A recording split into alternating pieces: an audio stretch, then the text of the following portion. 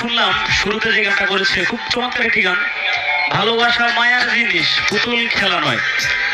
একটা কথা হইল বন্ধুরে, আজকাল মায়া দেওয়ার ভালোবাসা রাখা যায় না, তো আমি কেমনে রাখা যায় এবং ভালোবাসলে যে কি হয় আমি একটু গানে বলি নাকি? আচ্ছা, কথাতে তো দরকার নাই, গানে বলে দিই একটু। আপা একটু শুনুন যে আসলে ভালোবাসাটা এখন কেমনে করতে হয় এই বর্তমান যুগে। আমি বুঝলাম অবশেষে, আমি বুঝলাম অবশেষে, আরে কি করিলে পিরিত করতে পয়সা লাগে আমার সোনার দেশে। আর কথা সত্যি কিনা বলেন?